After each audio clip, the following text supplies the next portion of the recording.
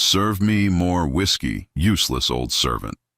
My wealthy son-in-law sneered at dinner. The next morning he woke up and saw something on the table that made him scream in terror. I'm glad to have you here. Follow my story until the end and comment the city you're watching from so I can see how far my story has reached. My name is Russell, and at 68 years old, I never thought I'd be serving whiskey to a man who calls me worthless in my own home. But there I was, last Thursday evening, standing in my dining room with a crystal decanter in my weathered hands, watching my son-in-law Donald sprawl across the head chair like he owned the place. "Serve me more whiskey, you useless old servant," Donald barked, not even bothering to look up from his phone. His voice carried that particular brand of cruelty that comes from someone who's never had to work for anything in his life. The words hit me like a physical blow, but I kept my face neutral. I'd learned that showing pain only encouraged him. I walked over to his glass, my arthritis making each step deliberate. The dining room felt suffocating despite its size. This was the same room where my late wife Margaret and I had hosted countless family dinners where we'd celebrated birthdays and holidays, where love used to live. Now it felt like a courtroom where I was perpetually on trial. "Dad, maybe Donald's had enough," my daughter Sarah said quietly from her seat, but her voice lacked conviction. She never really stood up to him, not when it mattered. I could see the conflict in her eyes, the way she looked between her husband and her father like she was watching a tennis match she couldn't bear to see end. Donald let out a harsh laugh. "Mind your own business, Sarah. Your father doesn't mind serving me, do you, Russell?" He finally looked at me then, his eyes cold and calculating. "After all, it's not like you have anything better to do with your time." I poured the whiskey, watching the amber liquid splash against the glass. My hands were steadier than I expected them to be. "No, sir," I said quietly. The words tasted like ash in my mouth. That's what I thought. Donald took a long sip and leaned back in the chair that used to be mine. "You know, Sarah, sometimes I wonder what your father actually contributed to this family. I mean, look at this place." He gestured around the room with his glass. "If it weren't for my business sense, you'd probably be living in some tiny apartment somewhere." The lie was so bold, so audacious, that for a moment I felt dizzy. This house, these lands, everything Donald claimed as his own, had been in my family for 3 generations. My grandfather had built the foundation with his bare hands. My father had expanded it during the boom years. I had maintained it, improved it, turned it into something beautiful for Margaret and our children. "Donald, please," Sarah whispered, but he wasn't finished. "I've been thinking we need to make some changes around here," he continued, swirling his whiskey like he was contemplating fine art. "This place is getting too big for an old man to manage. Maybe it's time we looked into some assisted living options." The words hung in the air like smoke from a fire. Assisted living. He meant a nursing home. He meant taking everything from me and shipping me off to die among strangers while he enjoyed the fruits of 3 generations of my family's labor. I set the decanter down on the sideboard, my movement careful and controlled. Sarah's face had gone pale, but she didn't protest. She just sat there, picking at her dinner, refusing to meet my eyes. "I mean, let's be practical here," Donald continued, warming to his theme. "Russell's getting up there in years. His mind isn't what it used to be. Just last week he forgot to turn off the stove. Could have burned the whole place down." That was another lie. I'd never forgotten to turn off the stove in my life. But Donald had a way of creating these little stories, these fabricated incidents that painted me as a doddering old fool who couldn't be trusted with basic tasks. "Maybe we should discuss this later," Sarah said, her voice barely audible. "Why wait?" Donald shrugged. "It's not like he's contributing anything meaningful to the conversation." "Are you, Russell?" I looked at him then, really looked at him. He was 34 years old, soft around the middle from too much good food and not enough honest work. His face had the bland arrogance of someone who'd never faced real consequences for his actions. He wore a $5,000 suit that I'd paid for, sitting in a chair at a table in a house that my family had built, drinking whiskey from bottles I'd bought with money I'd earned through 40 years of hard work. "No, sir," I said again. But something had shifted inside me. A door that had been closed for months was beginning to crack open. Donald smiled. The kind of smile a cat gives a mouse before the final pounce. "See? He understands his place." After dinner, I retreated to my small bedroom upstairs. It used to be the guest room, But Donald had suggested it would be more appropriate for me to have a smaller space. He and Sarah now occupied the master suite that Margaret and I had shared for 37 years. I sat on the edge of my narrow bed, looking out the window at the land that stretched as far as the eye could see. Rolling hills covered in oak trees, a creek that ran year-round, soil so rich you could grow anything. This land had been my life's work, my legacy, my gift to future generations. But as I sat there in the darkness, I realized something that Donald had gravely underestimated. Being treated like a servant, being dismissed and degraded in my own home, had given me something valuable: invisibility. When people think you're powerless, they stop watching you carefully. They stop paying attention to what you're doing. Tomorrow morning, I thought to myself, Donald was going to learn just how dangerous it could be to underestimate a man who had nothing left to lose. The next morning, I was up before dawn, as I had been every day for the past 68 years. Old habits die hard, and some part of me still believed this house needed me, even if the people in it didn't. I made my way down to the kitchen, my bare feet silent on the hardwood floors that Donald claimed to have refinished, but had actually been restored by my own hands 5 years ago. I started the coffee, the familiar ritual giving me comfort. The kitchen had always been Margaret's domain, but after she passed 3 years ago, I'd learned to find peace in its routines. The morning light filtered through the windows she'd chosen, illuminating the herb garden she'd planted that I still tended in her memory. This had been going on for 2 years now. 2 years since Donald had slowly, methodically, convinced Sarah that I was becoming a burden. It started small, the way these things always do. Little comments about my forgetfulness.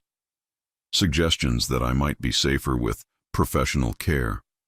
Gentle hints that maintaining such a large property was too much for a man my age. What made it worse was that Sarah believed him. My own daughter, the little girl I'd taught to ride horses in the back pasture, who I'd walked down the aisle just 6 years ago, had started looking at me like I was a problem to be solved rather than her father. Donald had been patient. I had to give him that.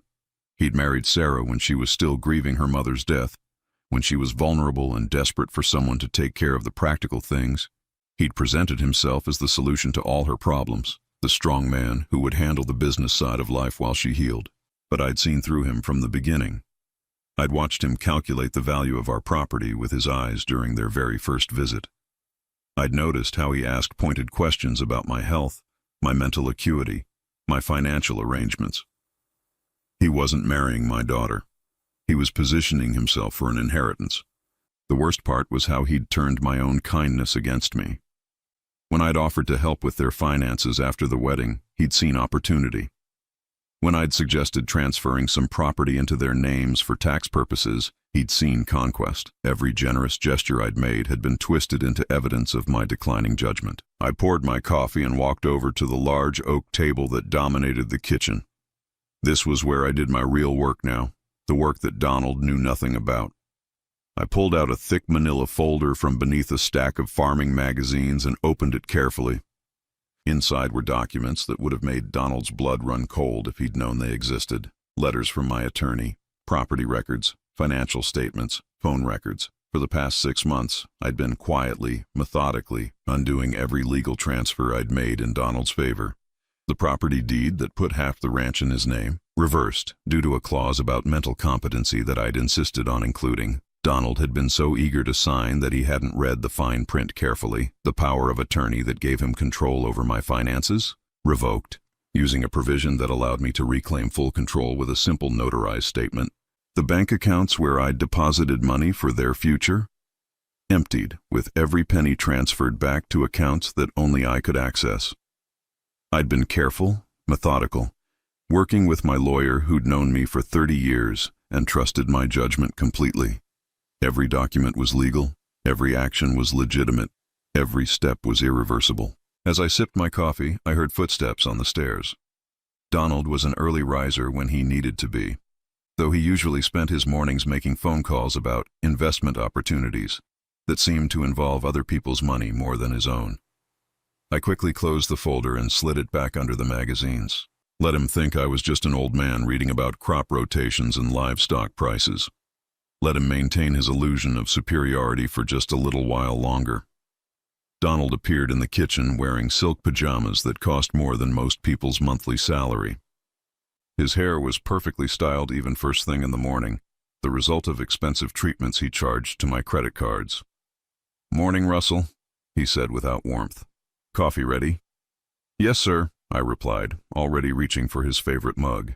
It was hand-painted ceramic that Margaret had bought during a trip to Santa Fe, but Donald used it like it was disposable. He settled at the table, in the spot where Margaret used to sit for our morning conversations. The casual disrespect of it still made my chest tight, but I learned to swallow that pain along with all the others. "I've been thinking about our conversation last night," Donald said, scrolling through his phone while he spoke. "About those assisted living places. I think we should start looking seriously. There's a very nice facility about 40 minutes from here. Clean, professional, affordable. Affordable." The word was a knife twist. He was planning to warehouse me in the cheapest place he could find while living in luxury on my property. "If you think that's best," I said quietly, setting his coffee in front of him. "I do." He didn't look up from his phone. "Sarah's been worried about you, you know. She thinks you're getting confused more often, forgetting things. It's perfectly natural at your age, but it's not safe." More lies, more fabricated concerns. Sarah wasn't worried about my safety. She was worried about disappointing her husband. She'd chosen him over me, and we both knew it. "Will I be able to visit the ranch?" I asked, playing the role he expected me to play. Donald finally looked up, and I saw something cold flicker in his eyes. "Well, that would depend on a lot of factors. Your health, the facility's policies, whether visits would be beneficial for your adjustment. In other words, no. Once I was out of this house, I'd never see it again." "I understand," I said. Donald smiled, satisfied that I was accepting my fate without resistance. "Good. I'll make some calls today, set up some tours. We can probably have you settled somewhere within the month." Within the month. He was moving faster than I'd expected, which meant I needed to accelerate my own timeline. After Donald finished his coffee and headed upstairs to get dressed, I walked out to the front porch. The morning air was crisp and clean, carrying the scent of the earth that my family had worked for 3 generations. This land wasn't just property to me. It was legacy, history, the physical manifestation of everything my ancestors had built. I thought about my grandfather, who'd come to this county with nothing but determination and a willingness to work harder than anyone else. I thought about my father, who'd expanded the ranch during the good years and held on to it during the bad ones. I thought about Margaret, who'd made this house a home, who'd filled it with laughter and love and the kind of warmth that money couldn't buy. Donald thought he was going to take all of that away from me. He thought he could erase 3 generations of history and call it progress. He was about to learn how wrong he was. I walked back inside and went straight to the kitchen table. I opened the manila folder one more time and pulled out a single sheet of paper. It was a copy of a letter that would be delivered by certified mail this morning, a letter that would reach Donald's hands before noon. Tomorrow morning, I thought to myself, he was going to wake up to find his entire world turned upside down. And for the first time in 2 years, I allowed myself to smile. I was sitting on the front porch when the mail truck pulled up at 10:37 that morning. I'd been waiting, rocking in the same chair where my father used to sit, watching the road with the patience of a man who'd finally found his purpose again. The certified mail required a signature. Through the screen door, I could hear Donald's confident footsteps as he went to answer the knock. He was probably expecting some business correspondence or maybe documents related to one of his so-called investment ventures. "Russell," his voice carried a sharp edge that made my pulse quicken. "Get in here, now!" I took my time standing up, letting my joints creak with genuine old age.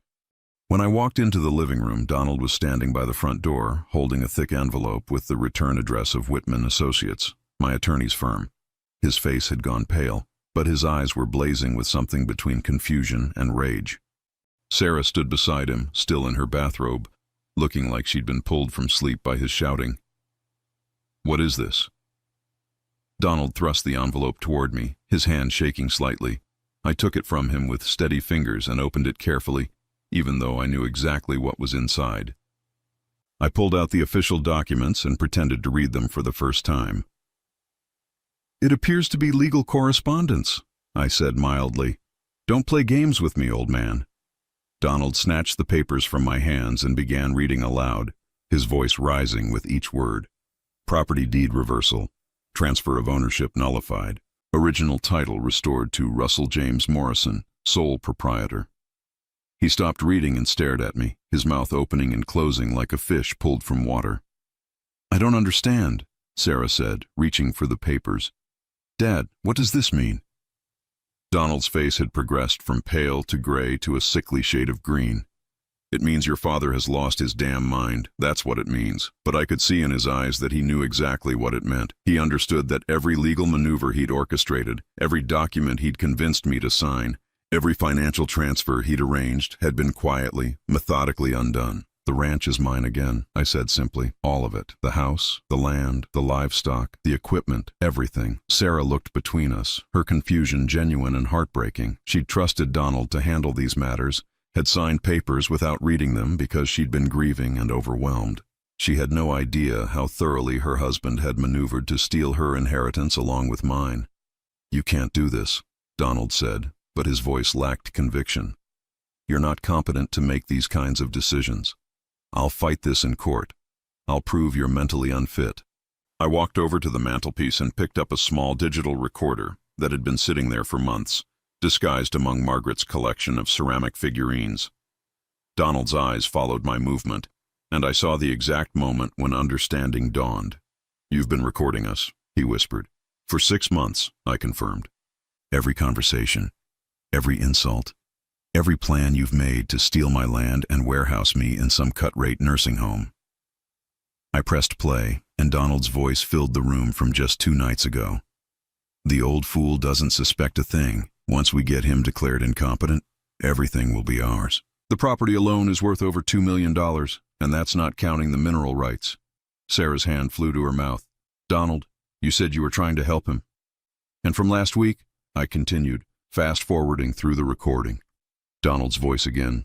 "I've already contacted 3 facilities. The cheapest one is $200 a day, but it'll do. We just need him out of the way so we can start developing the back 40 acres. The silence that followed was deafening. Sarah was staring at her husband like she'd never seen him before, which in many ways she hadn't.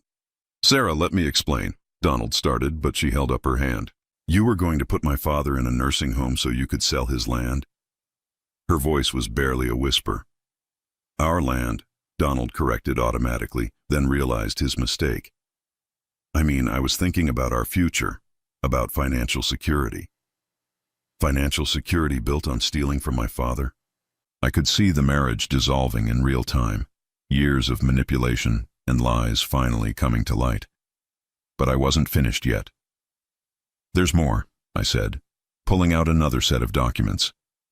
"The joint bank account you convinced me to open, the one where I deposited $50,000 for your investment opportunities. I closed it yesterday morning. Every penny has been transferred back to my personal accounts." Donald's legs seemed to give out beneath him. He sank into the nearest chair, his face now completely drained of color. "The credit cards in my name that you've been using? Canceled. The car that's registered to me but you've been driving? The lease is terminated. The health insurance policy that covers both of you through my veterans benefits? I've removed you as beneficiaries." Each revelation was another nail in the coffin of the life Donald had built on my generosity and Sarah's ignorance. "Dad," Sarah said quietly, "how long have you known?" I started suspecting about a year ago," I admitted. "But I wanted to be sure. I wanted to give Donald every chance to prove me wrong, to show that he actually cared about this family rather than just our assets." "You manipulative old bastard," Donald snarled, finally finding his voice again. "You think you're so clever, but you've just destroyed your own daughter's marriage." "No," I said firmly. "You destroyed it the moment you decided to treat me like an obstacle instead of family." Sarah was crying now, quiet tears that reminded me of the little girl she used to be when she'd skinned her knee or broken a favorite toy. But these tears were different. These were the tears of a woman realizing that her life had been built on lies. "I trusted you," she whispered to Donald. "I believed you when you said Dad was getting confused. I believed you when you said we needed to take control of his finances for his own protection." "I was protecting us," Donald protested. "I was thinking about our future, about what would happen when he's gone." "You were thinking about money," I corrected. "You were counting on me dying so you could cash in on 3 generations of my family's work." Donald stood up abruptly, his chair scraping against the hardwood floor. "This isn't over. I'll lawyer up. I'll prove you're mentally incompetent. I'll show that you were manipulated into signing these documents."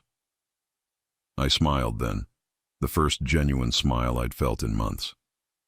"You're welcome to try, but you might want to ask yourself how you're going to pay for a lawyer now that all your credit cards have been canceled and your bank accounts are empty." The truth of his situation was finally sinking in. Without access to my money, Donald had nothing. His expensive clothes, his luxury car, his investment schemes had all been funded by my generosity. Strip that away, and he was revealed as exactly what he'd always been, a parasite. "Get out," Sarah said suddenly. Her voice was steady now, filled with a resolve I hadn't heard from her in years. "Sarah, you're upset. Let's talk about this rationally." "Get out of my father's house," she repeated, louder this time. "Pack your things and leave. I never want to see you again." Donald looked between us, perhaps finally realizing that his careful manipulation had completely unraveled. "You'll regret this, both of you. You have no idea what you're giving up." "I know exactly what I'm giving up," Sarah said. "I'm giving up a man who tried to steal from my father and lied to me for years." As Donald stormed out of the room, probably to pack his expensive belongings, Sarah turned to me with tears still streaming down her face. "Dad, I'm so sorry. I should have seen it. I should have protected you." I walked over and pulled her into a hug, feeling for the first time in years like I was her father again, instead of just an inconvenience. "You were grieving your mother," I said gently.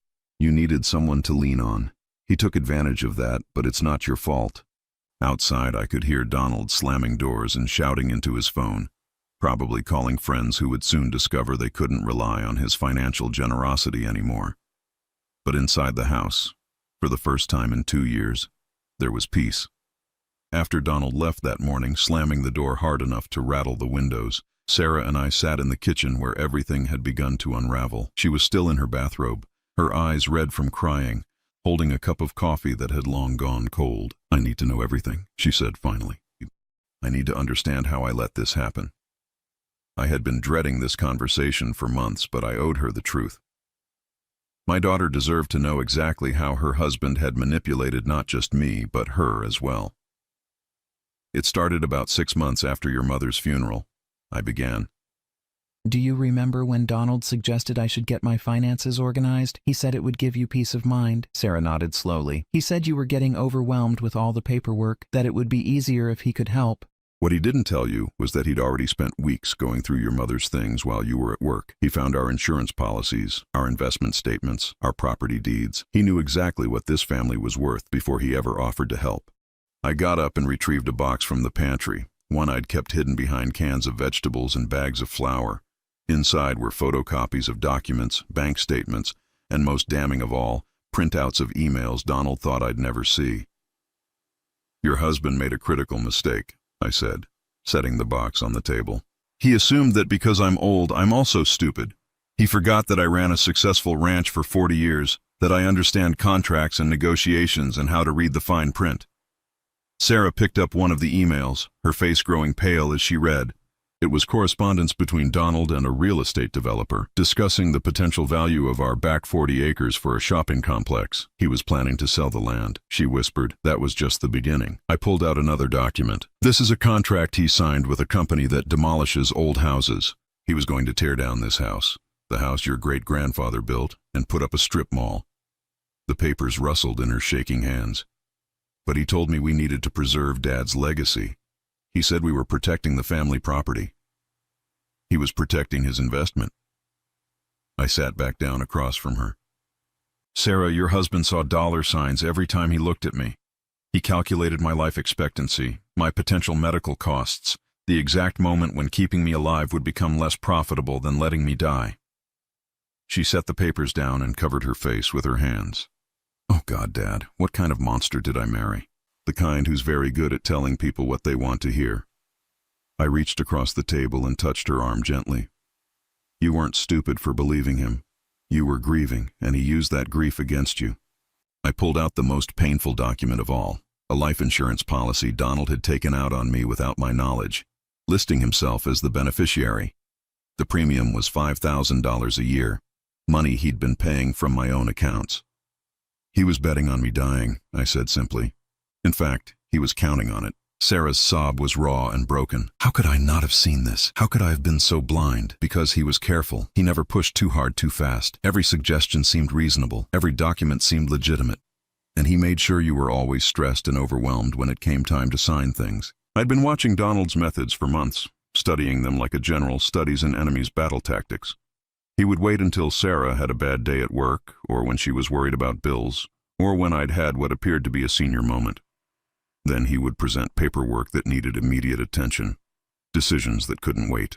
Remember when he convinced you to sign the power of attorney papers? I asked. Sarah nodded miserably. You'd fallen in the garden that morning.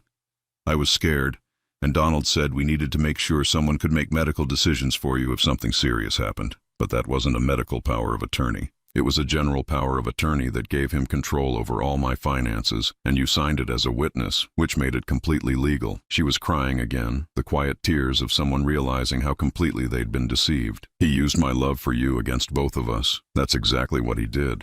I reached into the box one more time and pulled out a notebook.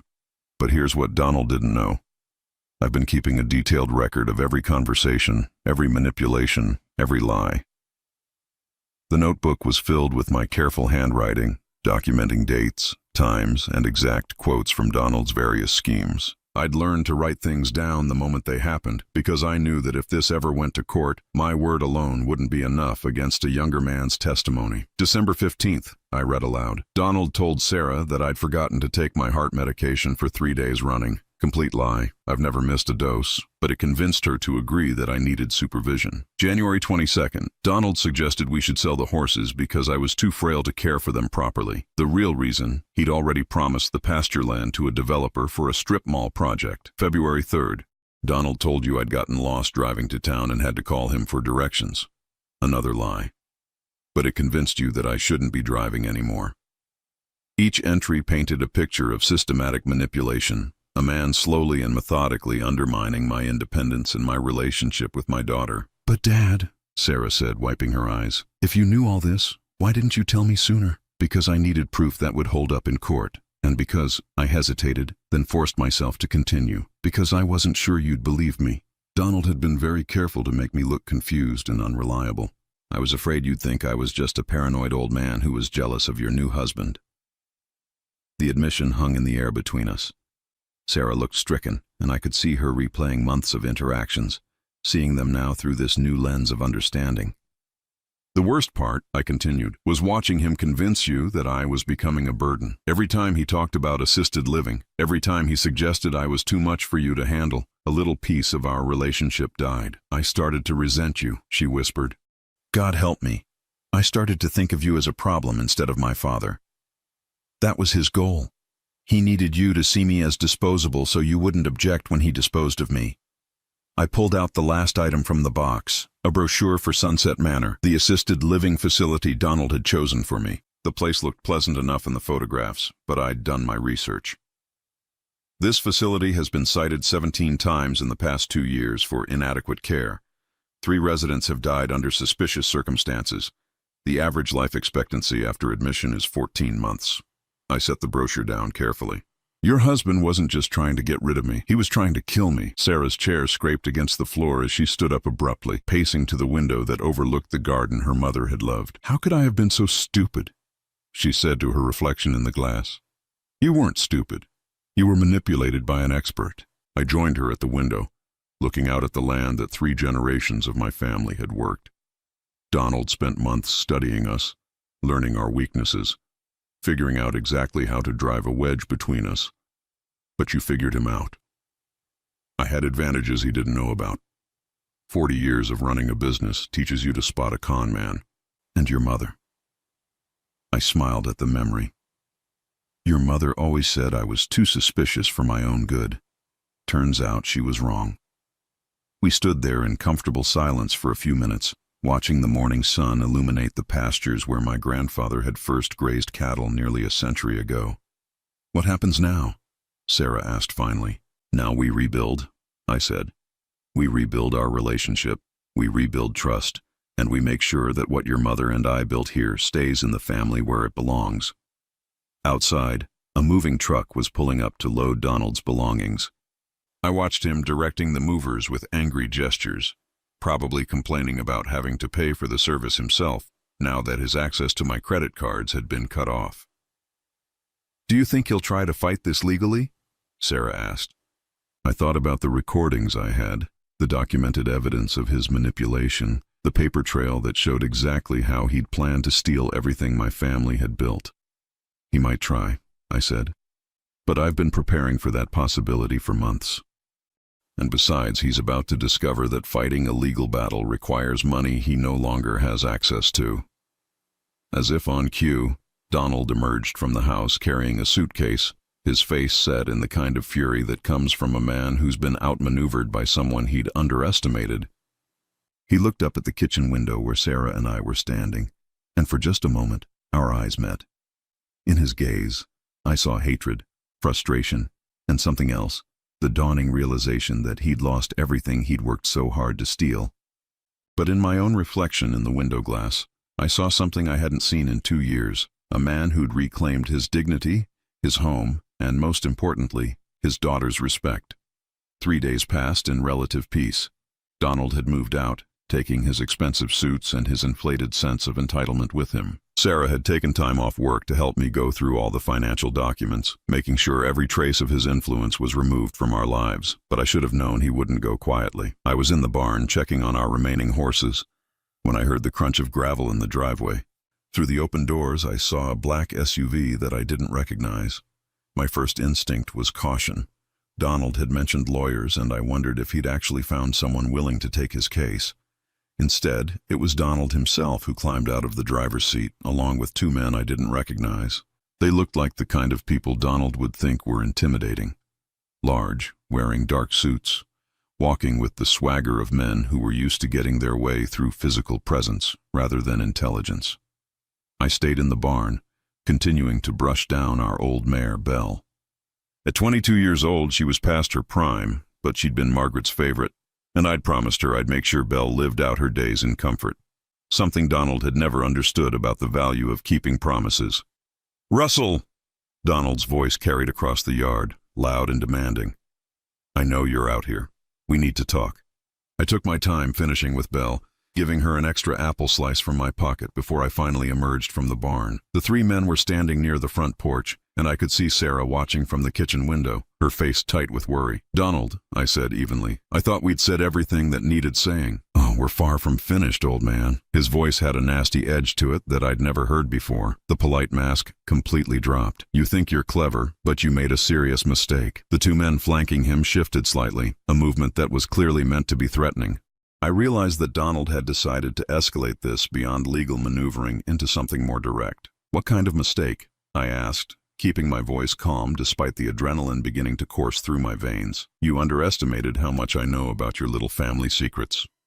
Donald's smile was cold and calculating. "See, while I was living in your house, I had plenty of time to go through your personal papers. Your wife's medical records, for instance. My blood went cold. Margaret's medical records were private, stored in a locked filing cabinet in my bedroom. The fact that he'd violated that privacy felt like a physical assault. Margaret had early-stage dementia when she died, didn't she?" Donald continued, his voice loud enough to carry to the house where Sarah was listening. "The kind that runs in families. The kind that might explain some of your recent confusion." It was a lie. A calculated attack designed to undermine everything I'd accomplished in the past week. Margaret had died of complications from pneumonia, her mind sharp as ever until the very end. But Donald was gambling that Sarah might believe him, might start questioning my competency again. "That's not true," I said firmly. "Isn't it?" Donald pulled out his phone and began reading from what appeared to be a medical document. "Patient shows signs of early cognitive decline, recommended for follow-up neurological testing." He looked up with a triumphant expression. "Dated just 6 months before she died." The document was real. I could see enough of it from where I stood to recognize the letterhead from Margaret's doctor's office. But Donald was reading it selectively, leaving out the context that would have explained the notation. "Sarah," he called toward the house, "you might want to hear this. It turns out your father's been hiding the truth about your mother's condition, and if dementia runs in the family." I saw the kitchen curtain move as Sarah stepped away from the window. A moment later, the front door opened and she came out onto the porch, her face pale but determined. "Don't drag my mother into this," she said, her voice shaking with anger rather than fear. I'm not dragging her into anything. I'm simply pointing out that your father has been lying to you about a lot of things. Donald's voice took on the smooth, persuasive tone I'd heard him use so many times before. Think about it, Sarah. If he was willing to hide your mother's mental decline, what else has he been hiding? My mother didn't have dementia, Sarah said firmly. I was with her every day during her illness. Her mind was completely clear. Are you a doctor? One of Donald's companions asked, speaking for the first time. His voice was rough, aggressive, because medical records don't lie. Neither do selective readings of medical records, I said, finally deciding to end this charade. Sarah, that notation your ex-husband is reading refers to a temporary confusion your mother experienced while she was on pain medication for her pneumonia.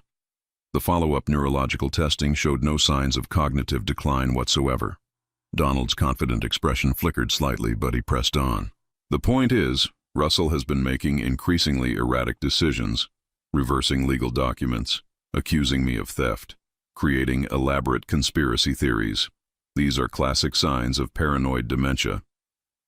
The only conspiracy here is the one you created, I replied, and I have documented evidence of every aspect of it. Evidence that could have been fabricated by a confused old man, the second man suggested. Juries are very sympathetic to cases where elderly people are taken advantage of by family members who manipulate their mental decline. I realized then what Donald's strategy was. He couldn't prove I was incompetent, so he was trying to create doubt about my mental state.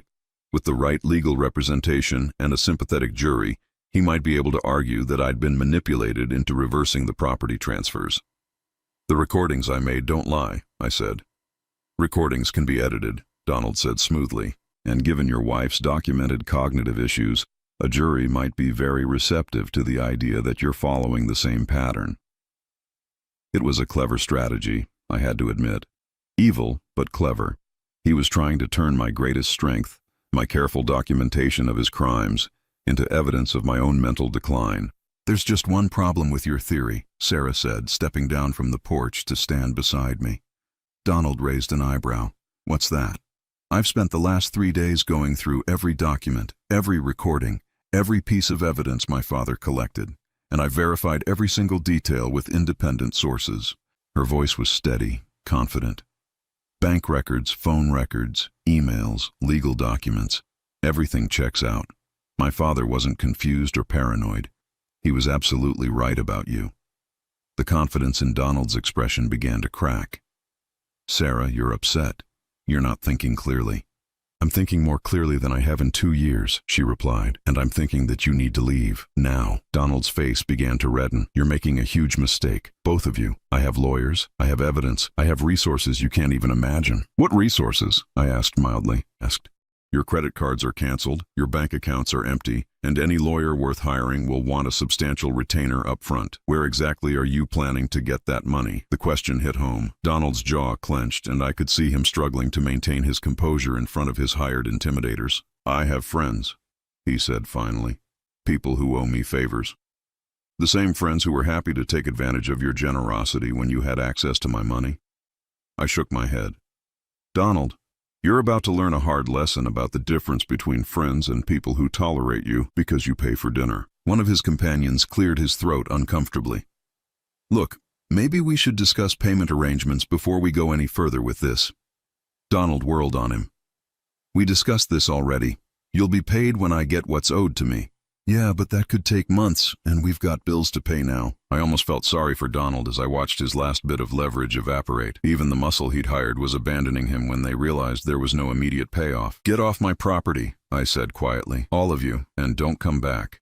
Donald's face went through a series of expressions: rage, desperation, calculation, and finally, defeat. He looked around at the land that he'd counted as his own for so long, the house where he'd planned to live while I rotted away in some nursing home. This isn't over, he said, but the words lacked conviction. Yes, it is, Sarah replied. It's been over since the moment you decided to treat my father like your personal ATM instead of like family. As the 3 men walked back to their SUV, Donald turned for one last parting shot. You think you've won, but you're just a bitter old man who's going to die alone in that house. And when you do, Sarah will remember how you destroyed her marriage. Her marriage was destroyed the moment you decided to steal from her father, I said. I just made sure she found out about it before it was too late. The SUV pulled away in a cloud of dust, and I knew with certainty that we'd seen the last of Donald. Men like him were predators who moved on to easier prey when their current target proved too difficult to bring down. Sarah and I stood in the driveway, watching until the vehicle disappeared around the bend. The silence that followed felt different from the tense quiet of the past few years. This was the silence of resolution, of a storm finally passing. "Are you okay?" Sarah asked. I looked around at the land that my grandfather had claimed, that my father had improved, that I had maintained, and that would now pass to my daughter as it should have all along. "I'm better than okay," I said. "I'm home." 6 months later, I was sitting on the front porch in the same rocking chair where this whole story began, watching Sarah teach her 5-year-old nephew how to feed the horses. My grandson Tommy had been nervous around the animals at first, but Sarah had infinite patience, just like her mother used to have. The house felt alive again in ways I'd almost forgotten were possible. Sarah had moved back into her childhood bedroom after the divorce was finalized, and while neither of us talked about it as a permanent arrangement, I could see her rediscovering the peace that came from living on land that had been in our family for 3 generations. "Grandpa Russell," Tommy called out, running toward the porch with his gap-toothed grin. "Belle let me brush her mane." "Did she now?" I smiled, reaching into my pocket for the peppermint candies I'd started carrying again. Tommy's visits had become a weekly tradition, something that never would have happened if Donald had succeeded in shipping me off to that nursing home. Sarah followed at a more leisurely pace, her cheeks flushed from the morning air. At 39, she looked younger now than she had during her marriage, as if shedding Donald's influence had removed years of stress from her face. "Dad, we got a letter from your lawyer," she said, settling into the chair beside mine. "The final papers for the trust." I nodded, feeling a deep satisfaction. The family trust was something I should have established years ago, but I'd been too trusting, too willing to believe that family would always protect family. Now everything was legally protected, structured so that the land would stay in our family for generations to come, immune to the kind of manipulation Donald had attempted. "Tommy," Sarah called to her son, who was now chasing one of the barn cats around the yard. "Come here for a minute." He ran over, slightly out of breath, his dark hair falling into his eyes the same way Sarah's used to when she was his age. "Your grandfather has something he wants to tell you," Sarah said. I looked down at this little boy who carried my family's future in his innocent smile. "Tommy, do you know what this land means to our family?" He scrunched up his face in concentration. "Mom says your grandpa built our house." "That's right. My grandfather came here when there was nothing but wild grass and determination. He built this place with his hands because he wanted to leave something good for his children and their children." I gestured toward the rolling hills that stretched beyond our fence line.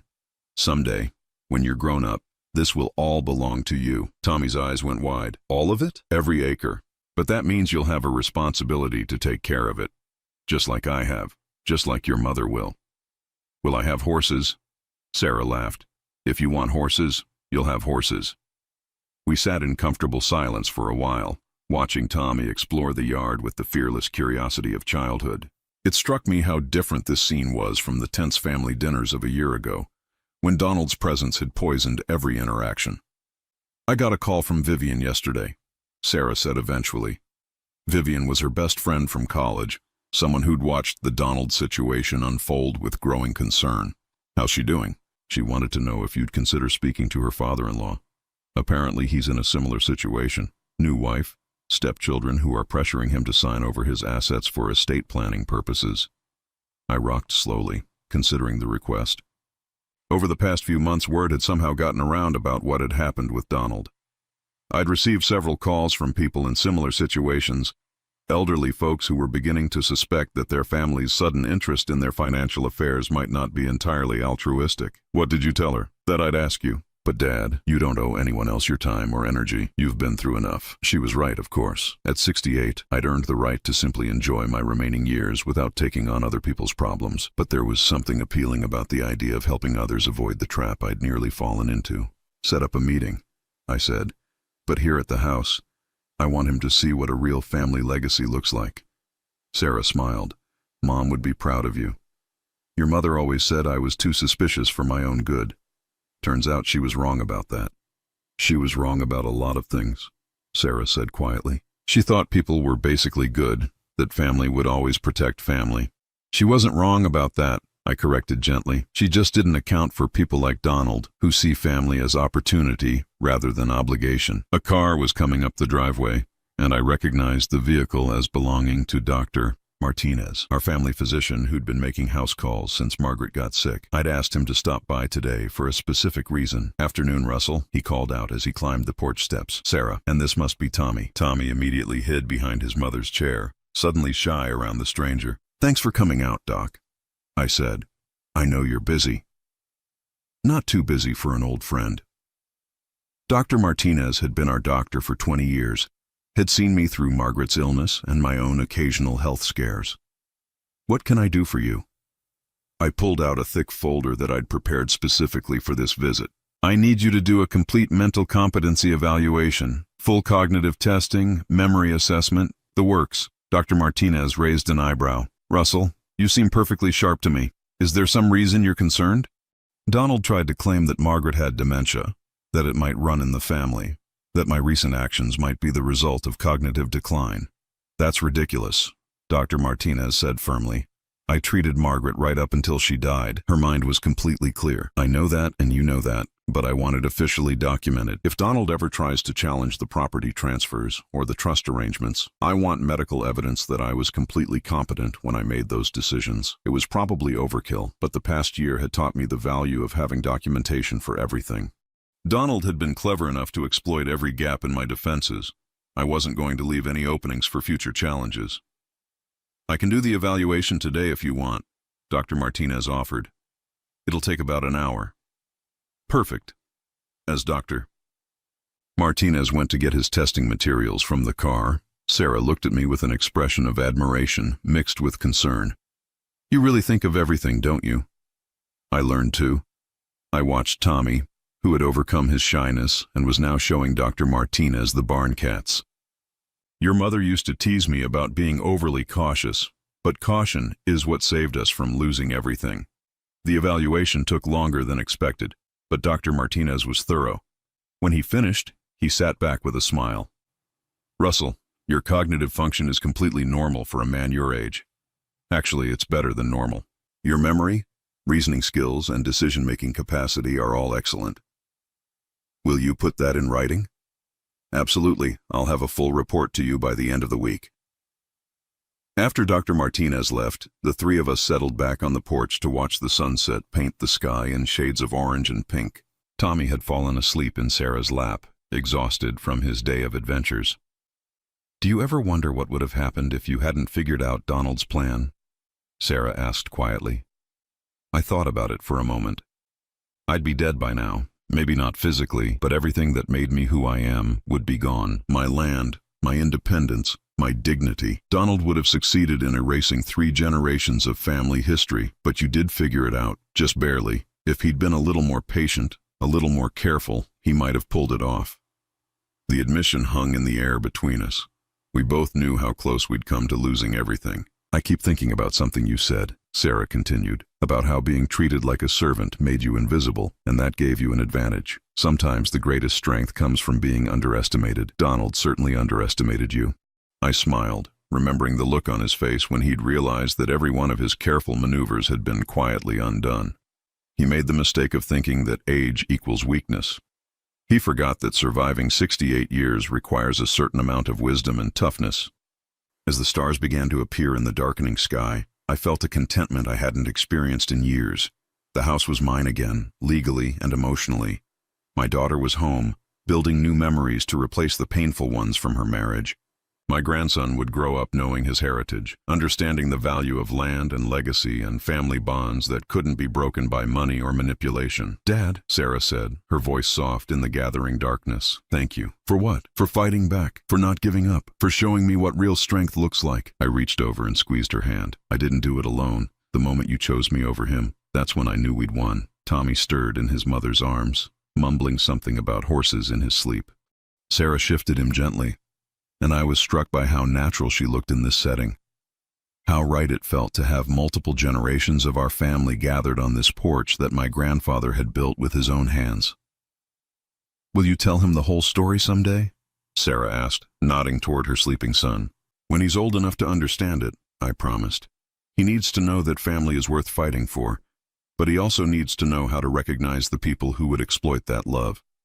I hope he never has to learn that lesson the hard way. So do I. But if he does, at least he'll have the advantage of our experience." The night air was growing cool, and Sarah stood to carry Tommy inside. Before she went in, she turned back to me. "Are you coming in soon?" I looked out over the land that stretched beyond the porch light's reach, the land that would now pass safely to the next generation.